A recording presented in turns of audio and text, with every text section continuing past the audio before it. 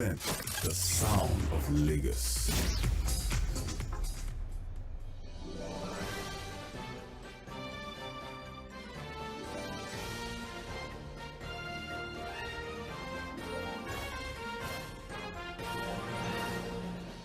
A lovely morning to you and welcome to Mainland 98.3 FM, the sound of Lagos. My name is Sage Babalola and it's definitely a pleasure to be back with you on a radio. It's April 20th, 2023. The month is almost over and of course I'm sure that our Muslim brothers and sisters are already in celebration mode, as in a couple of days now it will be the end of Ramadan. The Ramadan Kareem will start to congratulate them for a successful period of fasting, and we really hope that all the blessings that come with that period stays with them and of course the rest of us. Again, good morning to you. You are listening to Mainland 98.3 FM, the sound of Lagos, and happening right this very moment is trends in the paper. As you know, every single day we've made it a daily responsibility to provide you with information. So we provide the stories, we have brief analysis on these stories, and then moving forward there's also a period where we give you an opportunity to contribute to the selected stories that we have addressed today. Well, for today we do have the papers with us already. We have The Guardian,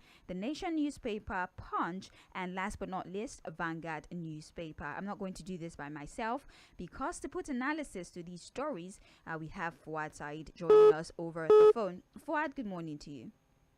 Yeah, good morning, Faith. Yes. How are you doing? I'm fine. I'm waiting for tomorrow because I know you're going to bring chicken to the studio. It's okay, that's fine. All right then. Well, Chicken is okay. we should take congratulations in advance. I mean, one whole month is congratulations in advance to all our Muslim brothers and sisters. Thank you so much. But I'll take my congratulations back if you don't bring the chicken. So No, anyway. You get chicken. Chicken is not a problem. All right then.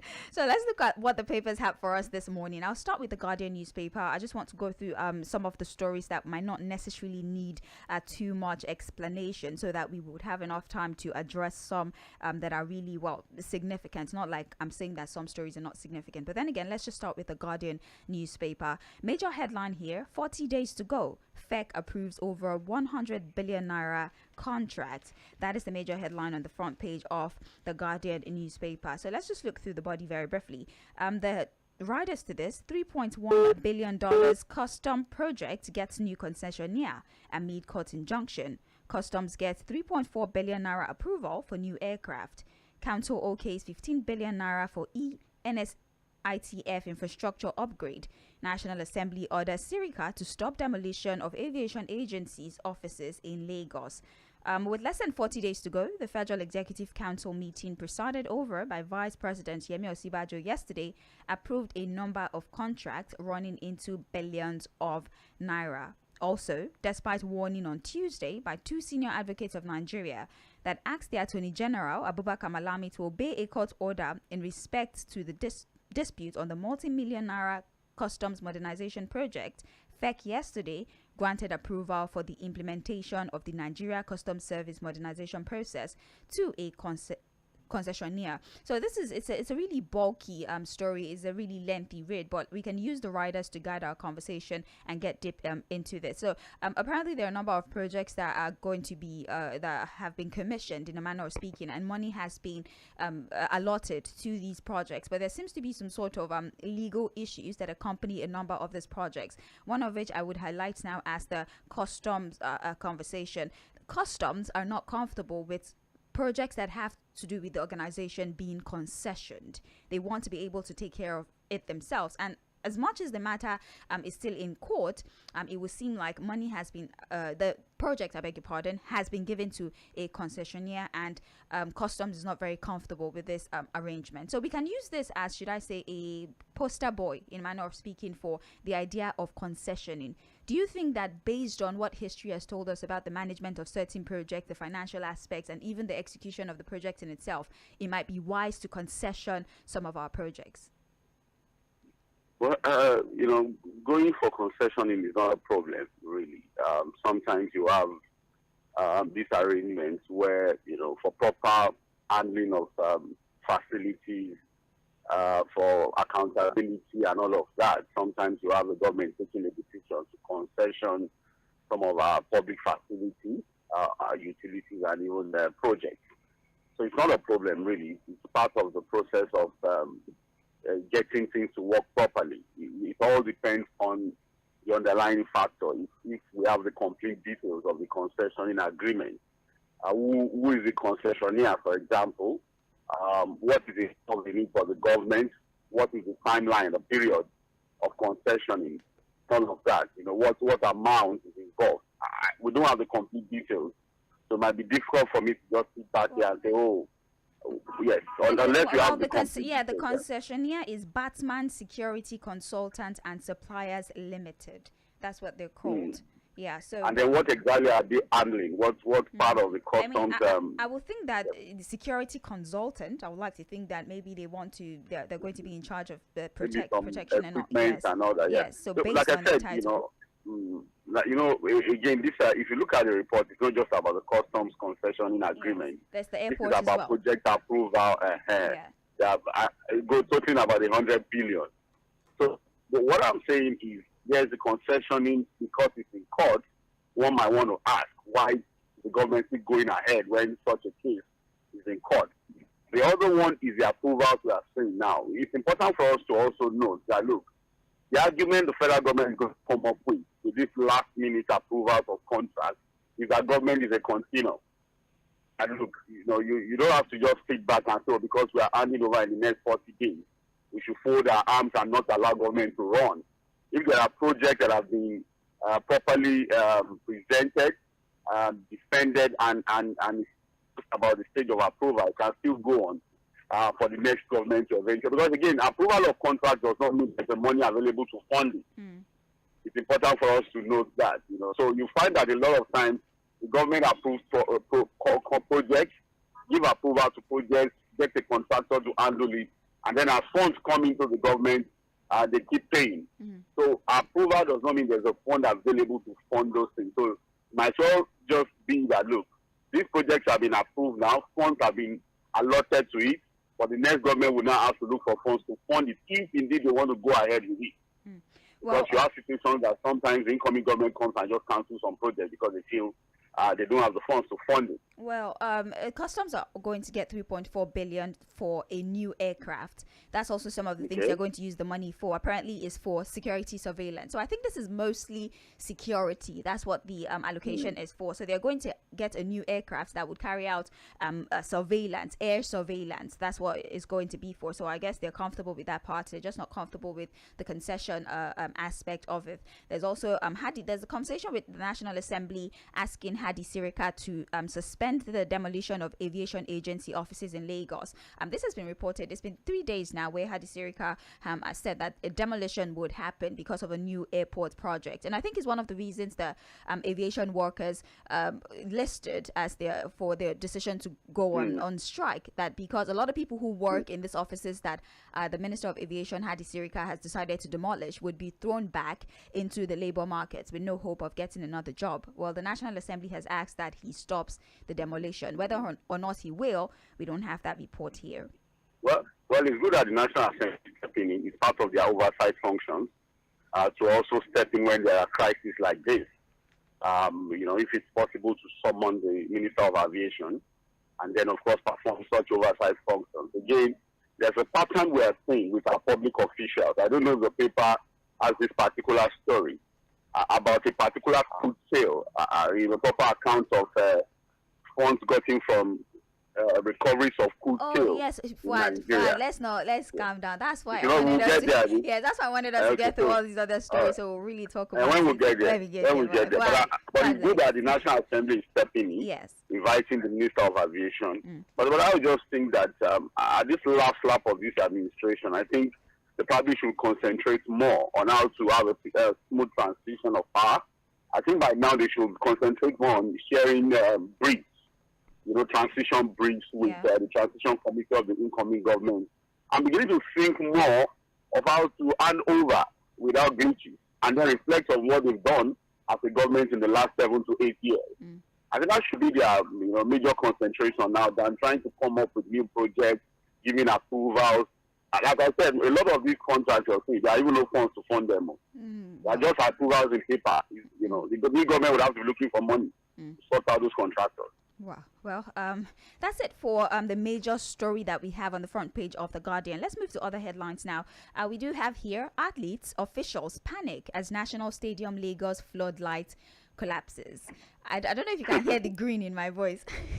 Why are they panicking? Wait. And I'm not greening because the floodlights collapsed, because that's not something to green about. It's just the fact that we had a conversation about Sunday Diary, who asked for a certain amount of money to rehabilitate the national stadium, and the floodlights was one of the primary things that he highlighted as the problem with the stadium. But let's read this particular report.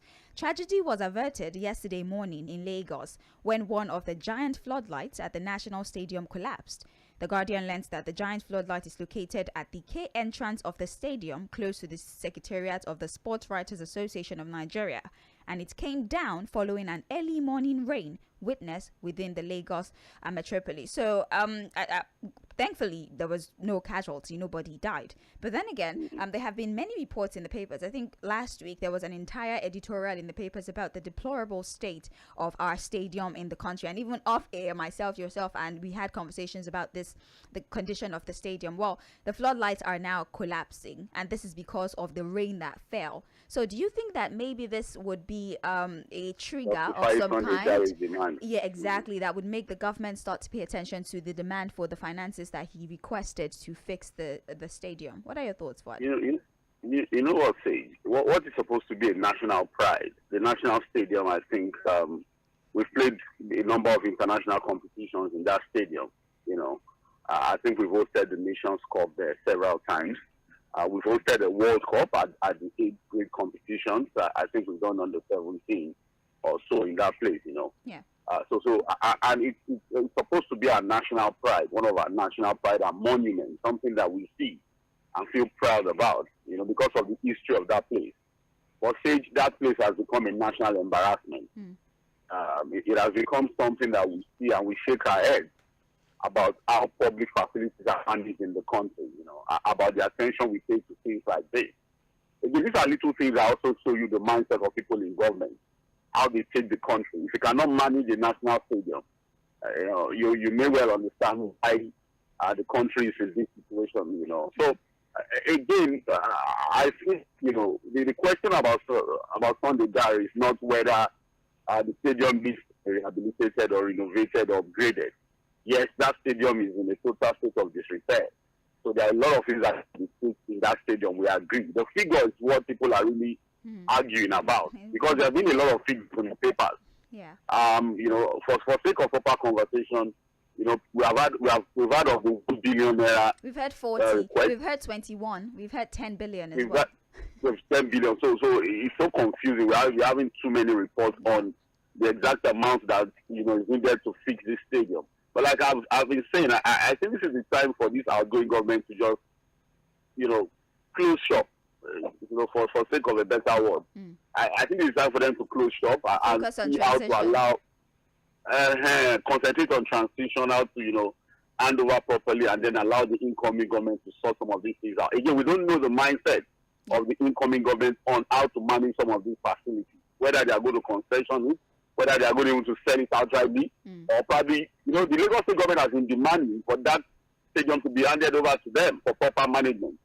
So we don't know what the intention of the new government is on these kind of projects. So, but we'll wait to see, but it's become a national embarrassment, I must say. Right. Page 8 of The Guardian is where you'll find more details. Now, let's get to page 15. The headline, excess crude accounts down to $474,754, says fact. Yeah. So let's get into that particular story now. I'm just going to read part of it, and here we go again. Okay. The Federation Account Allocation Committee, FAC, shared 714.629 billion naira among federal 36 states, Federal Capital Territory, and the 774 local government councils in March. In case you're confused, this is the breakdown of how the Federation excess crude account came down. That's what I'm explaining to you. So they spent about 714.629 billion. They shared it among federal, that's the 36 states, the Federal Capital Territory, and the 774 local government councils in March. The total distributable revenue consisted of distributable statutory revenue of 494.448 billion. The distribution from the value added tax was 202.69 billion. Electronic money transfer levy 14.488 billion naira. So those are the primary figures that really push down the money that we had in our excess crude accounts. Just so the excess, I would think that everybody would know what it is, but basically it's the money that we get, the excess money that we get from the sale of crude oil. When we sell crude oil, the excess money that we have, that's what the excess crude account really is. And now it's down to $474,759. And it would make sense that this would be a major story, because if we go back in 2015, the former finance minister, Okonjo-Iweala, she did say that we earned $61.7 billion from 2011 to 2015. I'm taking us back to the start of this administration, as at that time. And then when Jonathan, the former president, Goodluck Jonathan, left, there was $2.1 billion in that account, as at the time he handed over in 2015. And now what we have is $474,754. And in the papers here, there's the breakdown of why our finances have been drained to this level. Do you think that the distribution is a justifiable enough reason as to why our excess crude account is starting to look like a radio frequency?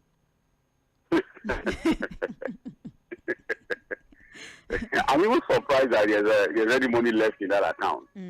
Really, I'm surprised that there's something left there, because at this rate, I think we have probably just taken everything. Because look at that everything. Why?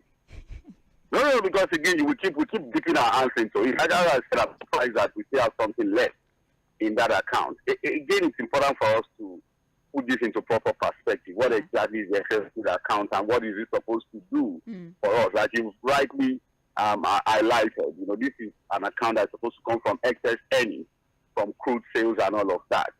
And it's supposed to be an account that takes care of the rainy day when the economy is not doing very well. We have something to fall back to, something where we can quickly get some money from, fix our economy and then move forward. It's supposed to be like a shock absorber kind of thing. It's not supposed to be an account that we dip our hands into every now and then, if you understand. That's why it's called the excess crude account. It's supposed to be somewhere where, we have excess is kept properly for sake of emergency spending and all of that. There's a little bit of trouble in the economy. But here we are, it's now an account that every now and then when we need funds to fix things, we just keep dipping our hands into it.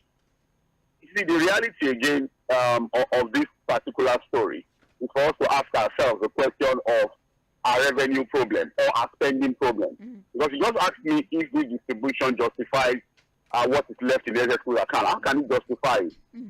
How really can it justify it? Like I'm waiting for us to get to the story of the summoning of the Attorney General, the Minister of Finance, and the rest on a particular amount of money that is alleged to have been missing from the sale of crude. You see, the reality is that we have too many loopholes in the system that drains us as a country, that drains our finances. And that's what we are saying. Look at what we had before 2015. Look at what Jonathan left. Because again, we have to say it too, the Jonathan era also started depleting that fund. Yeah. Because if you look at what Okonjo left, when Jonathan came in, we 2011 to 2015, we made $61.7 billion. Jonathan left $2.1 billion. You look at that heavy depletion. So we can even say the Jonathan era depleted it more than even this government. But the reality is that we've been depleting those funds, so I've not been adding to it. And that's why I said I'm shocked that there's even something left in that account.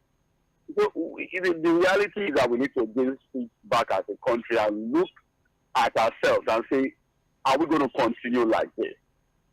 Because these things are there to serve different purposes. Like I said, they are supposed to be emergency sources of money that we can use to quickly fix issues and then, of course, put it again and then move on. It's unfortunate with all of the opportunities we have, to build that account fix all of our issues and then have more money. But here we are depleting it. It's a continuous process. It's a sad situation. But I'm sorry that I keep saying that we hope that we're going to have a change of path with the incoming government, whoever takes over, should begin to look at these things, because, again, we cannot continue like this. Well, they already have their work cut out for them, definitely. All right, you can get more details on page 6 of the Guardian newspaper. Now, let's still stay on page 6. Crack widens in APC over alleged misuse of 30 billion naira zoning concerns. Riders to this, Vice Chair gives Adamu 7-day ultimatum to summon neck meeting, threatens to drag chairman to court. No crack in APC or plans to remove Adamu, says Keke Meke. Did I say that right, Fuad? I'm sorry. Okay. So the political landscape is not bereft of high-power drama from one party to the other. 2 days ago, it was the Labour Party, and now it's the leadership of the ruling All Progressives Congress. Yesterday, this rift widened after a member of the National Working Committee of the party, Dr. Saliu Lukman, gave a 1-week ultimatum to the national chairman, Senator Abdullahi Adamu, to render the account on how he used the 30 billion of the party's fund. Okay, so basically just talking about the money that they got from the sale of forms during the primaries. Now, questions are being asked, how did you use the money that was given to you? And they've started threatening each other to invoke the law. I know that this is an intra-party issue, but is there a way that we can broaden this conversation and put some context to it? And this intra-party, should I say infractions, if I can call it that has been going on with literally all the parties, including those that we thought were tightly knit together. Fuad, what do you make of this back and forth about financial, should I say appropriations that have been going on within certain parties, including the ruling All Progressives Congress? Our politicians are what they are. And it's across all political parties now. I was just telling a colleague, I think yesterday, the reason why there's so much crisis in the Labour Party now is because of the traction they got in the last election. The Labour Party has now become one of the major political parties in Nigeria. Before now, nobody had anything from there. The executives were not fighting. They were not even quarreling over anything because there was nothing to quarrel over, really. If you understand what I'm saying. But now there's something to quarrel over because there are funds to share now. If you understand. Yes. That may be the reason why there's now so much crisis in the Labour Party. Because again, it's still about these things, the way the politicians want to position themselves to have access to funds and finances of the party. The PDP has always dragged itself in the mud. The PDP has on how you collected some funds, or now some funds. They referenced this, the NWC members, that the money that was given to them for housing allowance that was paid into the account. They're talking about that as well. I didn't even see the money. Okay. I tell our for Fuad, the connection is bad. We can't really hear you. Maybe what we'll try to do is disconnect and try to get Fuad back on the line. Fuad, can you hear us? Can you please say something so we can know if the connection is better? Is it better now? Okay, yes, we can work with it. So please finish up your analysis on the story. Okay, so basically the APC, I'm not surprised. I think for like a month now, this story has been out there. Yes. Where members of the National Working Committee are alleging that the party structure in terms of its operations have been hijacked by the chairman and the secretary of the party. It has just been the two of them running the show. And one would think that when it comes to how you spend the money made from sales of funds and the rest, honestly, that should be published in a one-page document. It shouldn't take 10 pages to publish. Oh, okay, we made 30 billion, we did this, we did that, and should be something that is verifiable by all members of the National Working Committee. But God, this is not a new, that's what I'm saying. And if it's dragging to the point where a member of the committee is now going to go to court, it tells you a lot of, it tells you a lot about how to manage of the party and then what goes on with being the party when it comes to inter-party relationship and all of that. Right. But it's what it is. When there are funds to share, politicians will go at one another. Well, 30 billion is a lot of money. I mean, you can understand. Yeah, are you hearing that other small parties are fighting? Yeah, I mean, it's a lot of money, so you can understand. So what I'm saying, that have you had the other small parties fighting? There's nothing to share in those ones. What are they fighting for? So you fight over nothing. No, you fight over something. All right then. Well, that's it for the Guardian newspaper. In case you're just joining us, this is Trends in the Papers on Mainland 98.3 FM. We're looking through our dailies and we're analyzing the top stories as reported in the different newspapers. My name is Sage Babalola, and I do have Fuad Said with me here analyzing some of the stories, or in fact, all of these stories. So now we're done with the Guardian newspaper. We're going to move now to Punch newspaper. Top story here: insecurity. Local rice price jumps by 200%. Riders to this story: rice price soars from 173 naira per kilogram to 521 naira per kilogram under Buhari, despite government intervention, says the National Bureau of Statistics. Rice farmers, producers, experts blame rising inflation, insecurity, others for rice woes. So let's just take a few paragraphs from this particular story before we start talking about it.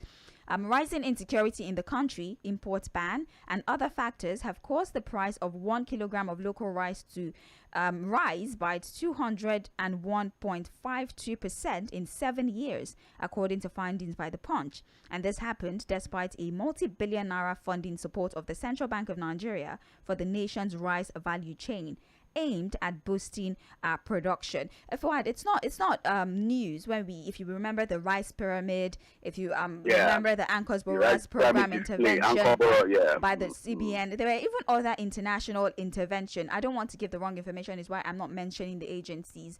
International communities actually deliberately made donations and even investment into our agriculture, and their primary focus was supposed to be a rice revolution kind of thing. It was supposed to be rice. A lot of farmers were they deliberately were made rice farmers to increase production, and some of the policies that were put in place to also minimize exportation of rice was, closing the border, which somehow increased smuggling, and foreign rice still found its way into the country. It would seem like despite the summation of all of these things that were done, the end result is not something that a lot of Nigerians will be smiling about. Local rice has now jumped by 2%, and this is a very paradoxical situation, because explain to me why a country that can actually grow rice is now paying more for local rice than foreign rice. Foreign rice is somewhat cheaper than local price, and I'm asking the question: how is it possible that a commodity that a country can produce is more expensive in that country compared to the price of the commodity when it is exported from another country? Fuad. Production does not exist in isolation. There are factors that account for proper production of things in a country, and then helps it to be, very affordable compared to. The cost of production is also a factor to consider. It's also a factor. So, what are the things that account for cost of production? Again, we look at the power situation in the country, and I think was it last week we talked about some goods that are brought into the country, how they become cheaper than the ones we produce here. Yeah. And I said, look, the fact is you have to look at the factors that account for cost of production in the country. The reality is that, look, when policies come up like this, it can't be done in isolation. It has to be holistic. Now, we remember, like you said, the rice pyramid thing, how it was celebrated, we saw the pictures and all of that. And then at that time, the government was practically telling us that, hey, we're going to be self-sufficient in terms of rice farming. That the idea of spending so much forex to import rice and all of that would be a thing of the past, that we have to start growing our own rice. Brilliant idea. Say, nobody's going to fault that. Yes. Why should we not be able to plant our own rice? Why should we not support local production of rice? Yeah.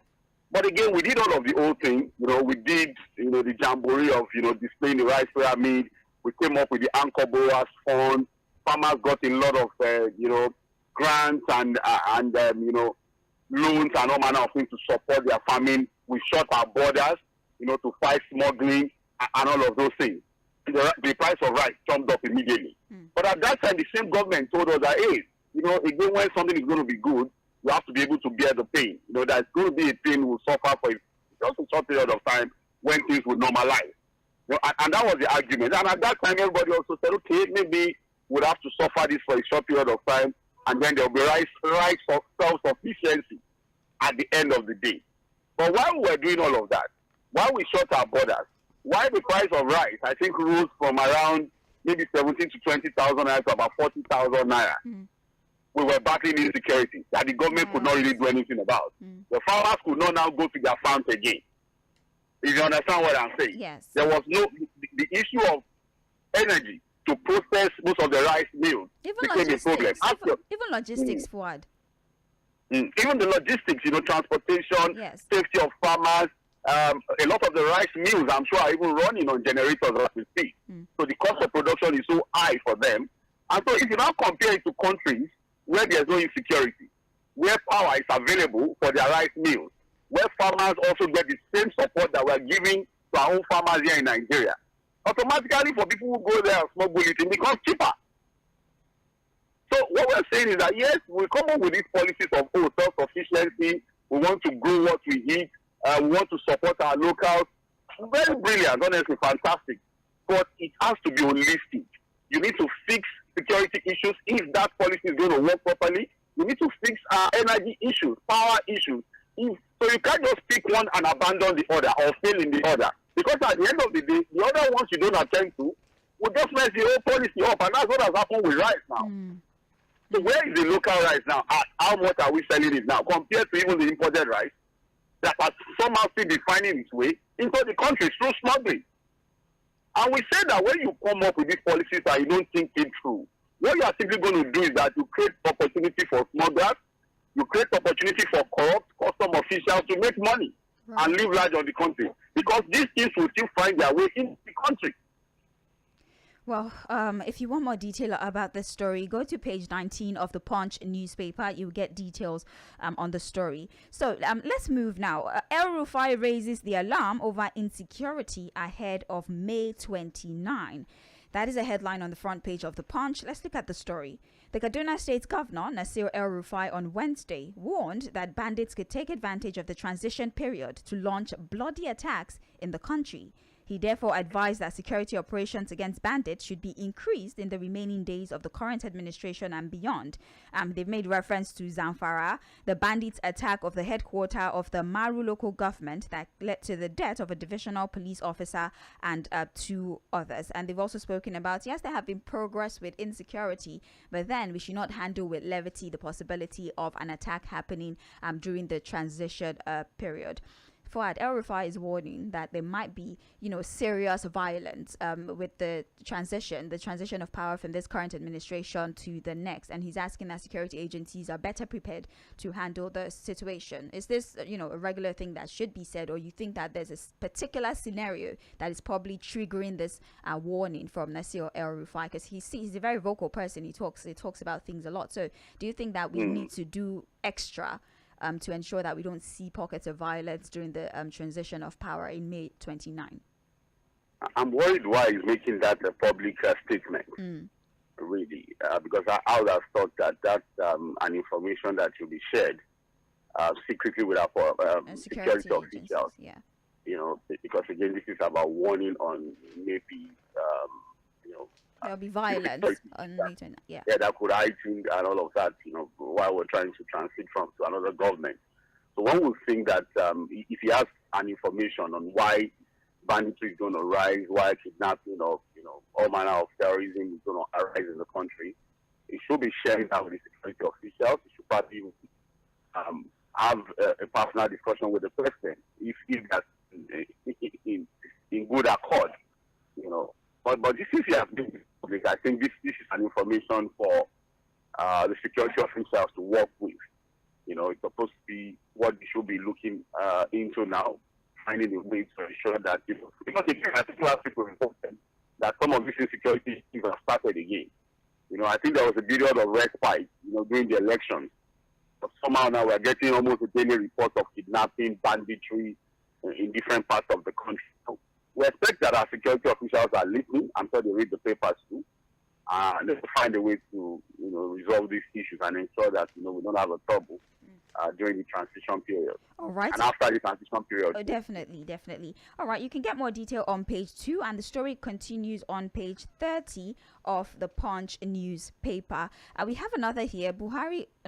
I want us to look at this. FAC allocation drops as federal government states share 715 billion. I think we already spoke about this earlier. Adamawa police warned against a cover up. So we're still talking about Adamawa State regardless. And for some reason, the story is not on the page where it's supposed to be. So whilst we look for that, we'll just move on to other stories. We have here substandard materials, quacks cause Banana Island building collapse.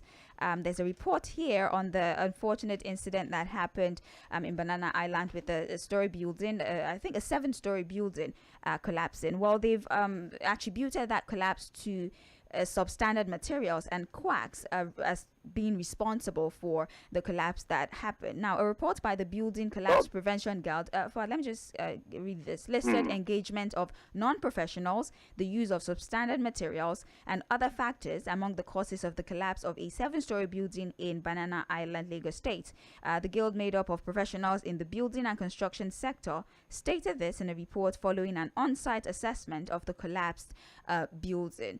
I mean, the whole point of that is why there are agencies that are responsible for carrying out integrity tests for every level of a building that is being completed. So from the first level to the 4th floor, there was no agency that checked and noticed that the materials were substandard and those that were building were actually not maybe certified builders.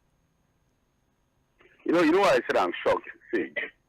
If this collapse had happened, and again without any disrespect to the locations I'm going to mention, maybe if it had happened in Ebute Metta, if it had happened in maybe Songo and all of these low-income areas or middle-income areas, one would think that, okay, developers in these areas are known to always want to cut corners, use of standard materials, and then you may see elements of quackery in the way they develop buildings in these areas. But here we are talking about Banana Island, and that's a multi-billion-naira project going on there. Yes. It's not just one building, it's about 4 buildings altogether going up at the same time.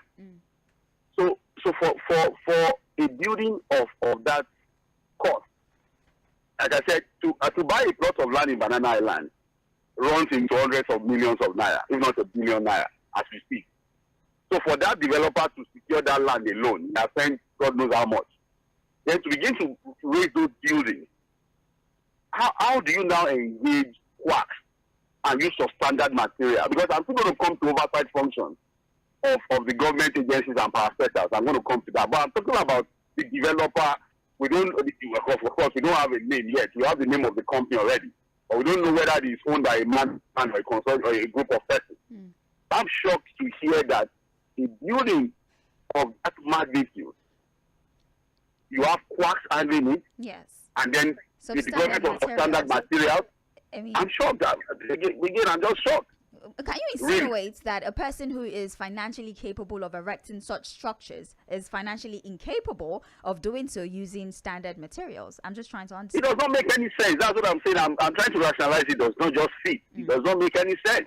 That's why I said, even get a plot in that estate, I know what it costs. At least I'm 100% sure for that. For you to get 1,000 square meters of plot in Banana Island now, say, you must have over 800 million naira. If not a billion naira. 1,000 square meters land in Banana Island as we speak. So for you to, because I'm sure that land is not half plot, it's not just one plot of 600 square meters or 48. For you to have about 4 buildings going on at the same time. So how then do you employ quacks? If you have that kind of amount of money to secure land and raise that kind of project, it beats me. But again, we have to now say that, look, let us even now say that developers have the tendency to want to cut corners, use of standard materials, But what about oversight function of ministries and parastatals of the Lagos State government that are supposed to ensure that the proper thing is done? Because, there was initial excuse. I think it was one of our callers that said, we should not misinform the people that it was the 7th floor that was not approved. I just grinned and I said, look, there were buildings that were already about 8 floors next to it of the same construction. Yeah, they're way higher than the one that collapsed. So it's not, the reality is that the oversight function of government needs a lot of questioning and review. And the only reason why the oversight functions of government is not working and we keep having this embarrassing situation of collapse building, even in our eyebrow areas, is because of corruption, nothing more. We are still yet to resolve the Ikoyi collapse up till now. There's no definite reason why we had that collapse in Ikoyi, if you are hearing me say. Here we have Banana Island again. And there are so many constructions going on in that same place. These are highbrow areas. It's difficult to understand, really. Anyway. That's why I said I'm shocked to hearing that Quacks are handling such a project. In fact, that's what Quacks? they said. Really? That's what they said, though. Me, I'm just the I'm mouthpiece. shocked, though. I'm just the mouthpiece. That's what they said. You can get more details on No, page just 20 stop. of the Punch. I know. So let's move on. Lagos mob bonds BRT bus as driver dies in crash. An unidentified commercial bus driver died on Wednesday in an accident involving his bus and a bus rapid transit vehicle in Ogudu BRT along the Oboroshoki Expressway in Lagos. The incident, which occurred around 8 a.m., also drew the anger of hoodlums who vandalized the BRT bus and set it ablaze. Well, according to eyewitnesses, the commercial bus was at top speed when it lost control along the Ifako Bridge and collided with the BRT. Accidents have been happening a lot, and I think there was a statement by I don't know who it was now who spoke about the fact that since road constructions have started, since the roads are now better, we've actually recorded a higher number of accidents. I mean, you think good road would minimize accidents, but drivers are now taking advantage of the road of the fact that the roads are getting better, at least to a significant extent, and they have decided to They want to do Formula One they on are it. not doing Formula One, Lewis Hamilton on the road, Fast and Furious on the roads, and now we're having more accidents. But then again, there's also this aspect that I want us to talk about, aside from the behaviors of the drivers, the behaviors of the people, because apparently, according to the eyewitness, it was the boss who rammed into the BRT. Yeah. But then the mob were upset about it and decided to vandalize and burn the BRT. I want to, even it doesn't matter. Why should we be setting up? Why should we be openly vandalizing government Public property facility. after an accident had happened? I would not think that would be the reaction that should follow people dying. I feel like they should have been more concerned about those who were involved in the accident. Burning the BRT bus. Can you please explain to us what they intended to gain by doing that? Sid, if you do a profile of that mob now, that is, you understand, it's just lack of proper thinking. These are uneducated Nigerians, most likely, and most likely they are also Nigerians that are just frustrated. They are frustrated, so when they say anything government, they think they are already attacking the government. So there's an opportunity to, when they say anything government, they just think, oh, it's an opportunity to attack the government. Because for me, it's just lack of proper thinking. A lot of them don't even know that these PLC buses were bought with taxpayers' money, their own money. It's your own money. If you are burning it, you are actually burning your own property. By extension, you are burning your own property because these are government properties bought with taxpayers' money. And then, the mob action, the idea of wanting to destroy, I think it was that reported of a boy that was killed in Ondo State. For On the allegations that Yahoo and all for this. a phone and something like that. He stole I a think phone. people have been arrested. Yes. I'm waiting to see those arrested, appear before prosecuted properly for that action. They killed that boy right in front of his mother. Even the mother was trying to save him, saying that look, he was a Uber driver. But, they descended on him and still killed him because he rammed the people and killed people. Yes, it's unfortunate that things like that happen, but the mob action should be condemned. I mean, The that's same how thing we have happened the in law. Ife. Same thing happened in Ife to OAU, where a student was alleged to have stolen a phone. And they beat boys to death too. That's even inside the higher institution. The story of our bus drivers running and all of that, accidents would always happen. Again, we have to continue to preach that most of these guys become more responsible while using the road.